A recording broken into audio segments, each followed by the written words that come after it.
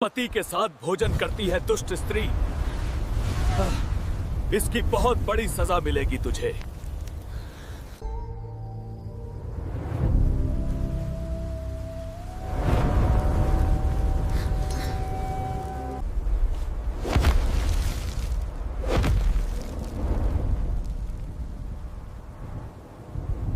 क्या आप जानते हैं कि पति पत्नी का एक साथ भोजन करने से क्या प्रभाव पड़ता है?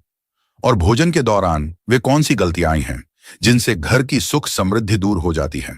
साथ ही कौन सा भोजन आपके घर में बरकत और शांति लाता है? आज हम इन्हीं रहस्यों को एक प्राचीन कथा के माध्यम से जानेंगे जो स्वयं श्री कृष्ण ने नारद जी को सुनाई थी। तो आइए वीडियो शुरू करते हैं। बहुत समय पहले की बात है। कृष्ण महल में विराजमान थे और उनके सामने नारद जी उपस्थित हुए। आते ही उन्होंने प्रणाम किया और बिना किसी झिझक के बोले, प्रभु, आज एक बात मेरे मन को परेशान कर रही है। कृष्ण ने उन्हें बैठने का संकेत दिया और शांत स्वर में कहा, कहिए नारद, आप तो हमेशा सीधे विषय पर आते हैं। नारद जी ने कहा, पृथ्वी लोक में मैंने कई घरों में देखा कि स्त्रियां पति के साथ एक ही थाली में भोजन कर लेती हैं। कई बार तो समय, दिशा और शुद्धता जैसी बातों का ध्यान भी नहीं रखती। कुछ तो पति से पहले ही खाने बैठ जाती हैं। मुझे समझ नहीं आ रहा कि यह ठीक है या गलत। कृष्ण ने हल्की मुस्कान के साथ कहा, नारद, भोजन की मर्यादा बहुत सूक्ष्म विषय है। इसे साधारण बात समझना ही सबसे बड़ी भूल है। नारद ने तुरंत पूछा, तो फिर इसका सही उत्तर क्या है प्रभु? पति और पत्नी को कैसे भोजन करना चाहिए? कृष्ण बोले, इसका उत्तर सीधे शब्दों में देने से तुम्हारी जिज्ञासा शांत नहीं होगी। इसके पीछे एक गहरी शिक्षा है। मैं तुम्हें एक पुरानी कथा सुनाता हूं। बहुत समय पहले एक नगर में एक सेठ रहता था, पर उससे ज्यादा उसके सौम्य स्वभाव और धर्मपरायण जीवन के लिए सम्मान करते थे। वह किसी पर तेज नहीं उठाता था, हर बात सोच समझकर करता था और व्यापार में उसकी बुद्धि इतनी साफ थी कि लोग उसके सुझाव को अंतिम मान लेते थे। उसकी पत्नी भी उसी के समान सरल, विनम्र और धर्मपालक थी। वह हर दिन ब्रह्म मुहूर्त में उठती, घर का वातावरण शांति से भर देती, भगवान का स्मरण करती और उसके बाद ही किसी अन्य काम को हाथ लगाती। नगर की स्त्रियां उसे आदर्श मानती थीं और उसके आचरण को देखकर अपने घरों में भी व्यवस्था बनाती थीं। उनके घर में कभी धन की कमी नहीं हुई, कभी कलह नहीं हुई। चाहे कैसी भी परिस्थिति बाहर हो, भीतर का माहौल हमेशा संतुलित और शांत रहता था। ऐसा माना जाता था कि सेठ और उसकी पत्नी दोनों भगवान विष्णु के सच्चे भक्त थे और उनकी भक्ति ही उनके परिवार की मजबूती का आधार थी। लोग कहते थे कि जिस घर में सुबह से शाम तक नियम और मर्यादा का पालन हो, वहां लक्ष्मी का वास स्वयं हो जाता है। यही कारण था कि उस घर में सुख, समृद्धि और खुशहाली हर समय विद्यमान रहती थी। लेकिन इस बड़े सौभाग्य के बीच एक कमी थी और वह थी संतान का अभाव। दोनों मन में पुत्र की इच्छा रखते थे, पर चाह कर भी यह सुख उन्हें नहीं मिला था। समय बीतता गया, वर्षों बीत गए, पर संतान का सुख दूर ही रहा। लोग कहते थे कि इतना पुण्य करने वाला दंपत्ति यदि संतान से वंचित रह जाए तो अवश्य ही इसका रहस्य किसी गहरे कर्म में है। पर सेठ और उसकी पत्नी कभी किसी से शिकायत नहीं करते थे। वे अपने कर्म करते रहे और भीतर से विश्वास रखते थे कि जब समय होगा तब भगवान कृपा करेंगे। पत्नी रोज तुलसी को जल अर्पित करती, भूखों को भोजन कराती, घर आए अतिथि का स्वागत करती और किसी भी कार्य को बिना शुद्धता के हाथ नहीं लगाती। सेठ भी हर निर्णय से पहले धर्म को ध्यान में रखता, चाहे व्यापार का मामला हो या किसी गरीब की मदद का। दोनों अपने जीवन को ईश्वर समर्पण मानकर आगे बढ़ते रहे। धीरे धीरे नगर में उनके नाम की प्रतिष्ठा बढ़ती गई, क्योंकि लोग उनके घर को आदर्श गृहस्थ जीवन का उदाहरण मानते थे। एक दिन पत्नी ने मन ही मन सोचा कि शायद भगवान मेरी परीक्षा ले रहे हैं, इसलिए मैं और अधिक नियम पूर्वक जीवन जीऊंगी। भगवान विष्णु ने अंततः उनकी तपस्या और धर्म पालन से प्रसन्न होकर उन्हें संतान का आशीर्वाद देने का निश्चय किया। एक शुभ दिन उनके घर पुत्र का जन्म हुआ और पूरा नगर खुशी से भर गया। जिस घर में वर्षों तक एक खालीपन था, वह अचानक उल्लास से भर उठा।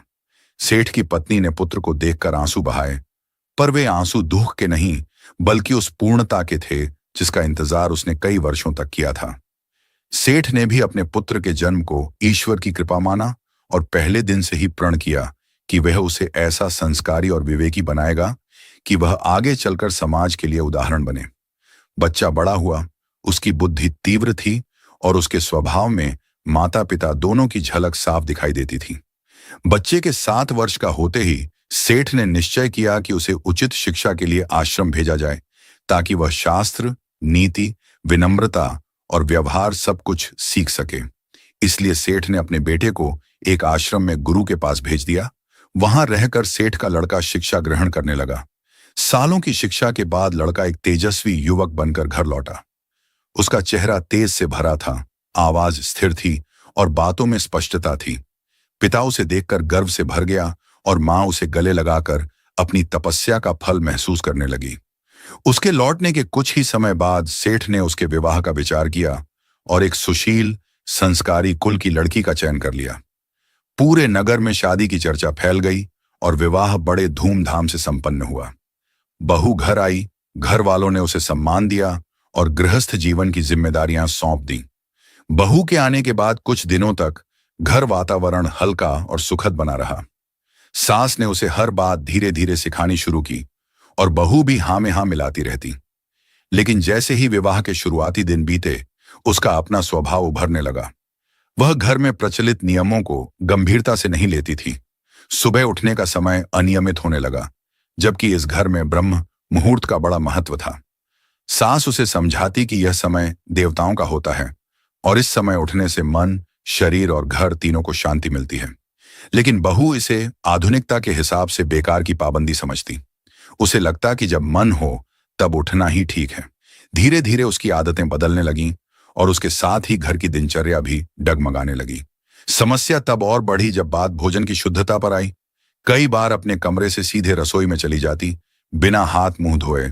कभी किसी भी दिशा में बैठकर खाना शुरू कर देती। सास ने अनेक बार समझाया कि भोजन पूर्व या उत्तर दिशा की ओर मुख करके करना चाहिए, क्योंकि इससे शरीर और मन दोनों संतुलित रहते हैं।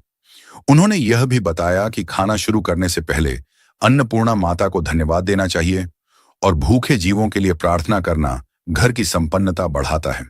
लेकिन बहू इन बातों को अनसुना कर देती। धीरे धीरे बहू की एक और आदत सामने आई, जिसने सास को चिंता में डाल दिया। वह कई बार अपने पति के साथ एक ही थाली में बैठकर खाना खाने लगती। कभी वह पति से पहले खाना शुरू कर देती। सास ने उसे धीरे से समझाया कि एक ही थाली में खाना शास्त्रीय दृष्टि से उचित नहीं माना जाता और गृहस्थ जीवन के संतुलन को बिगाड़ता है। पति से पहले भोजन करना भी अशुभ माना जाता है, क्योंकि इससे घर की लक्ष्मी शक्तियां कमजोर हो जाती हैं। लेकिन बहू इन बातों को पुराने जमाने की सोच कहकर टाल देती। समय बीतता गया और बहू की गलतियां बढ़ती गईं, जबकि परिवार अंदर ही अंदर चिंतित होता गया। सेठ का बेटा भी कई बार उसे समझाता कि मां कह रही हो तो उसका कोई अर्थ होगा, लेकिन बहू इसे सास की पुरानी आदत समझकर अनदेखा कर देती। धीरे धीरे बेटा भी असमंजस में पड़ गया। एक ओर मां की चिंता, दूसरी ओर पत्नी की नाराजगी। धीरे धीरे घर की शांति डगमगाने लगी। पहले जहां सुबह तुलसी चौरे से घंटी की मधुर ध्वनि आती थी, वहां अब बहू की उदासीनता ने एक अजीब सी चुप्पी पैदा कर दी। घर में मौजूद सकारात्मक ऊर्जा धीरे धीरे कम होने लगी। कुछ ही समय बाद इसका असर व्यापार पर भी दिखने लगा। सेठ का काम, जो पहले बिना किसी बाधा के चलता था, अब रुकावटों से भरने लगा। अब बिना कारण काम बिगड़ने लगा। लाभ की जगह घाटा आने लगा। सेठ को समझ नहीं आता कि ऐसा क्या हो गया है कि भाग्य का रुख एकाएक बदल गया। धीरे धीरे वह तनावग्रस्त रहने लगा और उसकी चिंता बेटा भी महसूस करने लगा। पर परिवार किसी को बताना नहीं चाहता था कि घर की ऊर्जा ही कमजोर पड़ चुकी है। धीरे धीरे घर में कलह बढ़ने लगा। बहू का स्वभाव चिड़चिड़ा होने लगा। बेटे और पत्नी के बीच झगड़े होने लगे और घर का माहौल बदल गया था। सास ने कई बार बहू को समझाने की कोशिश की, पर हर बार वही जवाब मिलता कि वह इन बातों पर विश्वास नहीं करती। बहू को लगता था कि उसका जीवन उसके हिसाब से चलेगा, चाहे घर की परंपराएं कितनी भी पुरानी क्यों न हों। घर में बदलाव इतने शांत तरीके से हुआ कि पहले किसी को लगा ही नहीं कि इसका असर कितना गहरा होगा।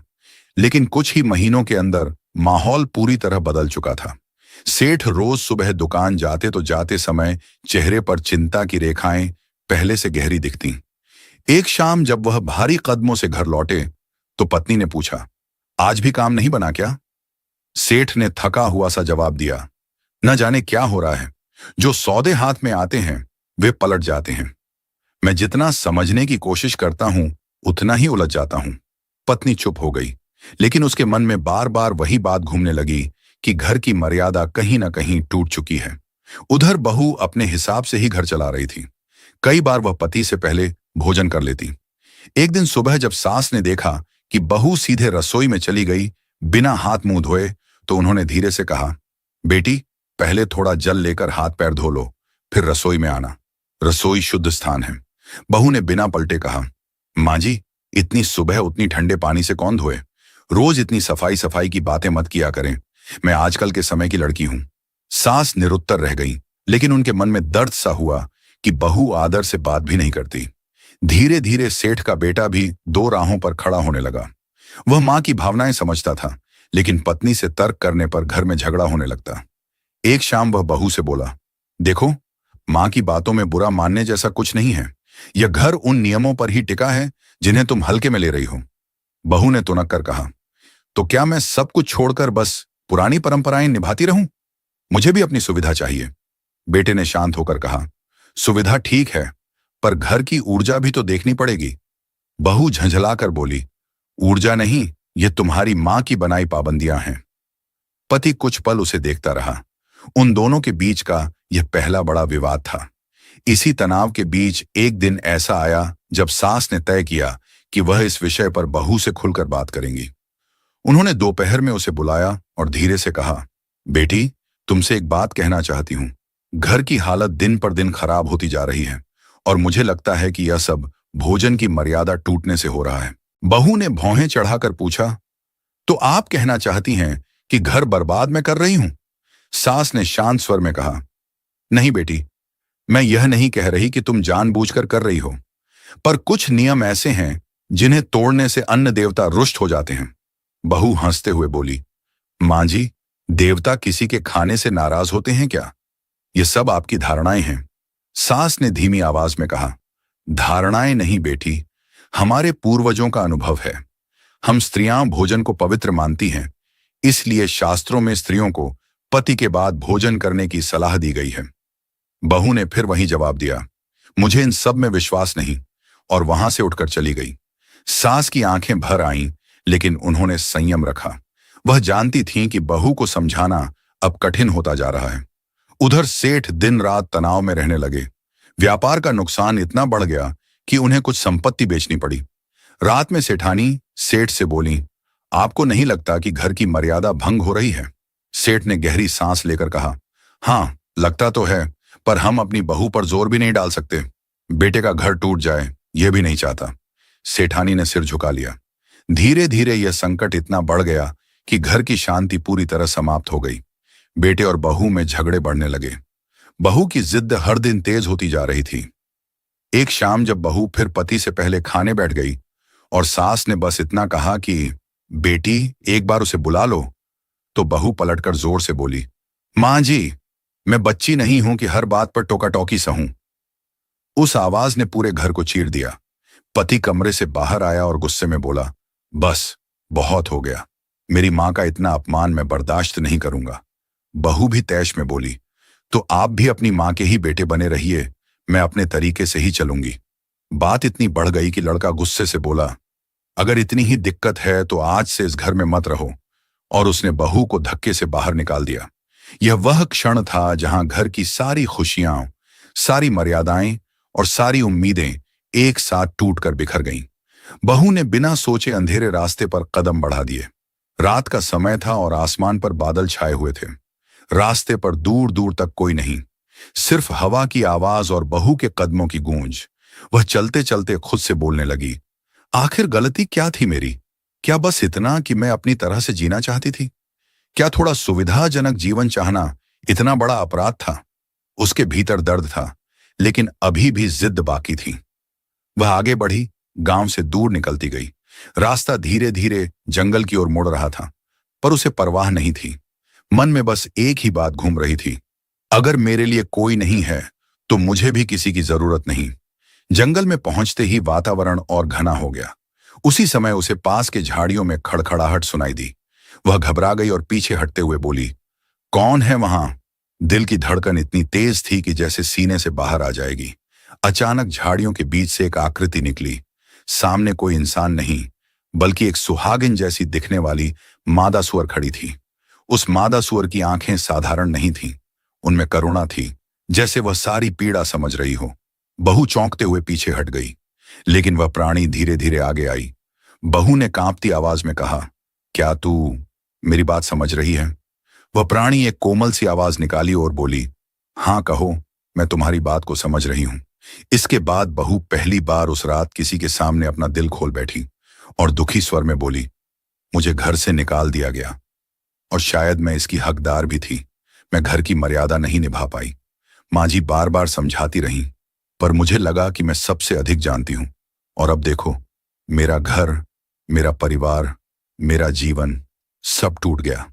इसके बाद मादा सुअर ने धीरे से सिर झुकाया, फिर ऊपर देखा, जैसे वह अपनी पिछले जन्म की पीड़ा याद कर रही हो। बहू घबरा गई और बोली, तुम कौन हो? तभी वो मादा सुअर बोली, मैं भी कभी एक रानी थी। बहुत समय पहले मैं एक बड़े राज्य की रानी थी। नाम था सुरभि। राजा मुझसे प्रेम करते थे, लोग मुझे सम्मान देते थे और मेरे पास सभी सुख थे। पर एक कमी थी, मैं अपनी जिद की गुलाम थी। जो मन करता था वही करती। कोई नियम, कोई मर्यादा, कोई परंपरा मुझे अच्छी नहीं लगती थी। सुवर्णी ने आगे कहा, मेरे महल में भोजन की मर्यादा बहुत महत्वपूर्ण मानी जाती थी। रसोई से लेकर थाली तक हर चीज का नियम था, पर मैं इन बातों को बस पुरानी मान्यताएं समझती थी। मैं राजा के साथ ही भोजन करती, कई बार आधा छोड़ा हुआ भोजन उन्हीं की थाली में वापस ले जाकर रख देती। मुझे ये भी नहीं सोचना था कि अन्न देवता का अपमान कितना बड़ा पाप है।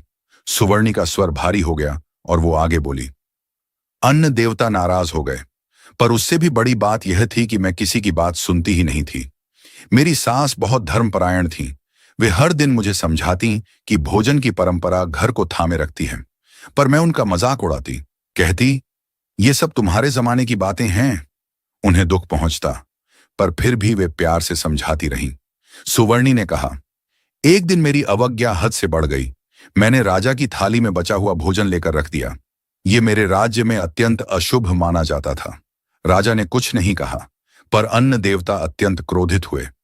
उसी रात जब मैं भोजन के बाद सोई, मुझे एक भयानक सपना आया। सपना नहीं, दंड था। इतना सुनकर बहू कांप उठी और बहू की आंखें फैल गईं।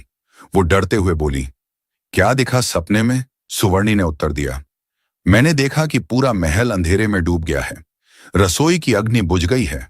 अन्न देवता के विशाल रूप ने मुझे देखा और कहा, जो स्त्री अन्न की अवमानना करती है, जो भोजन की पवित्रता तोड़ती है, जो पति की थाली का सम्मान नहीं करती, वह अगले जन्म में उसी स्थिति में जन्म लेती है जहां भोजन की पवित्रता का कोई अर्थ नहीं, जहां वासना, गंदगी और अपमान ही जीवन बन जाते हैं। बहू का हाथ मुंह पर चला गया। वह कुछ कहना चाहकर भी चुप रह गई। सुवर्णी ने दर्द भरी आवाज में कहा, अगली सुबह जब मेरी मृत्यु हुई, मुझे मनुष्य नहीं बल्कि सुअर का जन्म मिला, और जब पहली बार आंखें खोली तो मैं कीचड़ में पड़ी थी। मेरे चारों ओर वही भोजन था जिसे मैंने अपने पिछले जन्म में अपवित्र किया था। बहू की आंखों से आंसू बहने लगे।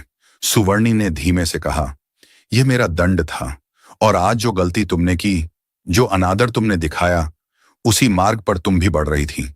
इसलिए मैंने तुम्हें रोता देखा और पास आई, ताकि तुम मेरी तरह न बनो।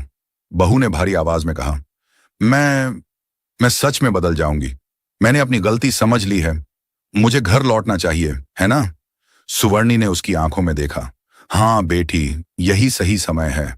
घर लौटो, अपनी सास से माफी मांगो, मर्यादा अपनाओ। परिवार नियमों से नहीं, भाव से चलता है, लेकिन जब भाव मिट जाए और अभिमान बढ़ जाए तो हर रिश्ता टूट जाता है। बहू ने सिर झुकाकर कहा, क्या मेरे घर वाले मुझे स्वीकार करेंगे? सुवर्णी ने कोमल स्वर में कहा, अगर पश्चाताप सच्चा हो तो हर द्वार खुल जाता है। बहू ने आंसू पोंछे उठकर सीधी खड़ी हुई। उसने अंतिम बार सुवर्णी की ओर देखा और बोला, तुम्हारी कहानी ने मुझे बदल दिया। मैं अब लौटकर सब ठीक करूंगी।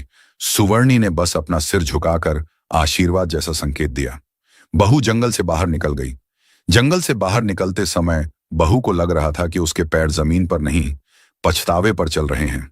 रास्ता वहीं था, पेड़ वहीं, हवा वहीं, लेकिन उसके अंदर सब बदल चुका था। रात लगभग बीत चुकी थी। दूर से अपने घर का आंगन दिखने लगा। घर की मशालें धीमी लौ में जल रही थीं, जैसे पूरा घर थक गया हो। बहू ने दरवाजे के सामने खड़े होकर गहरी सांस ली और हाथ कांपते हुए किवाड़ पर दस्तक दी। कुछ क्षण बाद अंदर से सेठानी की आवाज आई, कौन है? बहू का गला सूख गया। वह मुश्किल से बोली, मैं। बहू। सेठानी बहू के पास आई।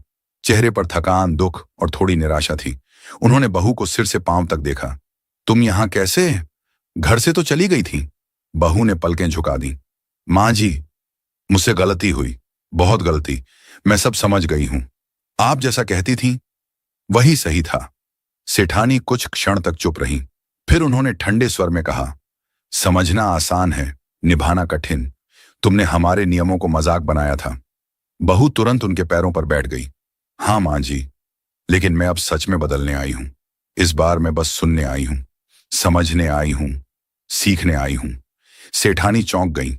ये वही बहू थी जो हर बात पर तर्क देती थी, हर नियम को चुनौती देती थी।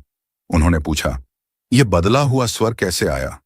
बहू ने हल्की थकी आवाज में कहा, मैंने आज किसी ऐसे के दुख को देखा जिसने अपने जीवन में मेरी जैसी गलती की थी, और वह दुख इतना गहरा था कि उसकी कहानी सुनकर मेरा मन हिल गया। सेठानी ने भौं चढ़ाई। कौन था वो? बहू ने धीमे स्वर में कहा, एक स्त्री जिसे आज सूअर का जन्म मिला है, सिर्फ इसलिए कि उसने भोजन की पवित्रता तोड़ी, मर्यादा तोड़ी और अपने रिश्तों की इज्जत नहीं रखी। कुछ क्षण तक वातावरण बिल्कुल शांत रहा। फिर अचानक भीतर से सेठ बाहर आए। उन्होंने कठोर स्वर में पूछा, तुम वापस क्यों आई हो? हमारे बेटे को तुमने दुख दिया, घर का नियम बिगाड़ा, और अब रात के सन्नाटे में लौट आई। बहू रोते हुए बोली, क्योंकि अब मैं भागना नहीं चाहती। मैं गलत थी। मेरे अभिमान ने मुझे अंधा कर दिया था। अगर आज भी आप कहें तो मैं अभी इसी समय लौट जाऊं, लेकिन पहले मेरी बात सुन लीजिए। सेठानी ने सेठ को धीरे से कहा, सुन लेते हैं। लड़की टूटी हुई लग रही है, शायद सच में बदली हो। सेठ ने कहा, ठीक है, बोलो, पर सच सुनना हमारे लिए आसान नहीं होगा। बहू ने कहा, मां जी, बाबूजी, मुझे समझ आ गया है कि घर की मर्यादा सिर्फ नियम नहीं, सुरक्षा है। मैं सोचती थी ये परंपराएं पुरानी हैं, लेकिन आज समझ आया कि ये ही घर को जोड़ती हैं। सेठ ने गंभीर आवाज में पूछा, तो तुम अब क्या चाहती हो? बहू ने सिर झुकाया। बस एक मौका, ताकि मैं अपनी गलती सुधार सकूं, ताकि मैं वही बहू बन सकूं जैसी आप हमेशा चाहते थे। सेठानी की आंखें नरम हो गईं। उन्होंने धीरे से कहा, मौका हर किसी को मिलता है, पर सच्चे मन से लौटने वाले बहुत कम होते हैं। अगर तुम्हारा मन सच में बदल गया है तो उठो, अंदर आओ।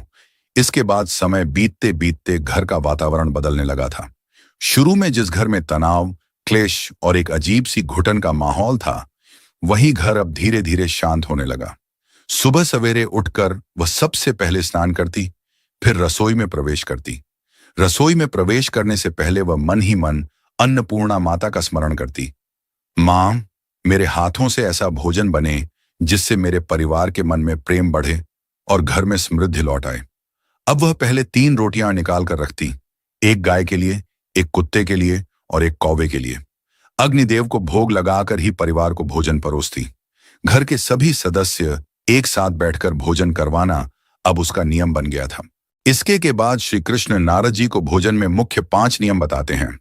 पहला सिद्धांत, भोजन से पहले की शुद्धता। कृष्ण बोले, जब मनुष्य भोजन करने से पहले हाथ, पैर और मुख धोता है तो वह केवल शरीर की शुद्धि नहीं करता, इससे शरीर में मौजूद सूक्ष्म ऊर्जा मार्ग खुलते हैं, जिससे भोजन का पाचन और अवशोषण बेहतर होता है। भोजन को ग्रहण करने से पहले की शुद्धता मन को शांत करती है और देवताओं की कृपा बुलाती है। दूसरा सिद्धांत, भोजन बनाने वाले का भाव। नारद, भोजन केवल अन्न नहीं, उसमें रसोई बनाने वाले के भाव भी मिलते हैं। जब भोजन बनाने वाला शुद्ध मन से मंत्र स्मरण करते हुए रसोई में प्रवेश करता है, तब वह भोजन प्रसाद बन जाता है। इसी प्रसाद से घर के हर सदस्य का मन स्थिर, शांत और प्रसन्न होता है। तीसरा सिद्धांत, दिशा और समय का विज्ञान। कृष्ण ने कहा, पूर्व और उत्तर दिशा की ओर मुख करके भोजन करने से शरीर में प्राण ऊर्जा संतुलित रहती है। यह सूर्य तथा पृथ्वी की प्राकृतिक ऊर्जा के साथ मनुष्य के प्राणों का संगम है। इसी प्रकार भोजन का उचित समय प्रातः और सायं, यही समय है जब जठराग्नि सबसे अधिक जागृत होती है। समय पर भोजन करने से स्वास्थ्य और ऊर्जा दोनों बढ़ते हैं। चौथा सिद्धांत, भोजन की पवित्रता। जिस भोजन को अशुद्ध हाथों से, क्रोध में, शोर शराबे में या बिना श्रद्धा के बनाया गया हो, वह ऊर्जा रहित हो जाता है। ऐसे भोजन से रोग बढ़ते हैं, मन अशांत होता है और घर में क्लेश जन्म लेता है।